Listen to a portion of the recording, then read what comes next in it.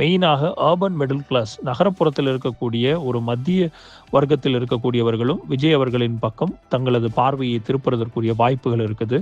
இவரோட mass strength, Vijay அவர்களுடைய mass ஸ்ட்ரென்த்துங்கிறது அவருடைய மாஸ் அப்பீல் தான். முதல் தளத்தில் இருந்து வந்திருக்கக்கூடிய ஒரு நடிகர் என்கிற அந்த ஒரு மாஸ் அப்பீலும் இப்போதைக்கு மக்கள் மத்தியில் ஒரு கியூரியாசிட்டி ஃபேக்டர், இவர் என்ன பண்ண போறார் அப்படிங்கிற அந்த ஃபேக்டருமே இவருக்கான ஒரு ப்ளஸ் பாயிண்டாக கருதப்படுகிறது.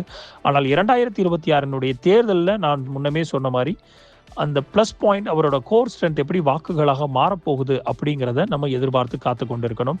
மிக முக்கியமாக கான்ஃப்ளிக்ட் ஜோன் எங்கே வருது, இங்கே ஓவர்லேப் ஆகிறதுக்குரிய வாய்ப்புகள் இருவருக்கும், சீமான் அவர்களுக்கும் விஜய் அவர்களுக்கும் எங்கே ஏற்படுது அப்படின்னா, இருவருக்குமே மிக முக்கியமான காமனாக ஓட் பேங்க்னு வைத்திருக்கிறது யூத் ஓட்டர்ஸ் தான்.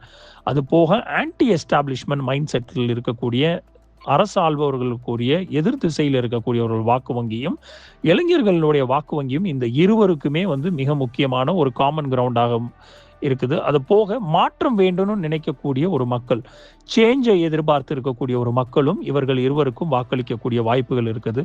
இப்போ இதுதான் மிக முக்கியமான பேட்டில் ஃபீல்டாக அமையும். அடுத்ததாக விஜய் அவர்கள் இதுவரைக்கும் சீமான் அவர்கள் வாக்கு வங்கியாக வைத்திருக்கக்கூடிய 8 விழுக்காடை கம்மி பண்றதுக்குரிய வாக்குகளை விஜய் அவர்கள் பெறுவாரா அப்படிங்கிற அந்த ஒரு கேள்விக்கு ஆம் அப்படிங்கிற அந்த ஒரு விஷயத்தை நாம் எடுத்துக்கொள்ள முடியும்.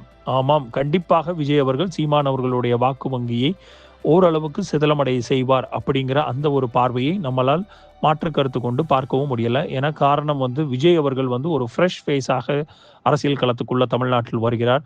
அது போக பாலிடிக்ஸுக்கு வராத ஓட்டர்ஸ் கூட விஜய்க்கு ஓட்டு போடலாம் அப்படிங்கிற அந்த ஒரு மனப்பான்மையில் இருக்கிறத பல்வேறு கருத்து கணிப்புகளும் நம்மளுக்கு ஆன்லைன் மூலியமாக வந்திருக்கக்கூடிய பல்வேறு கருத்துக்கள் தெள்ள தெளிவாக காமிக்கிறது. இந்த ரீல்ஸினுடைய முழு வீடியோ த லீடர்ஸ் தமிழ் யூடியூப் சேனலில் கண்டுகளியுங்கள்.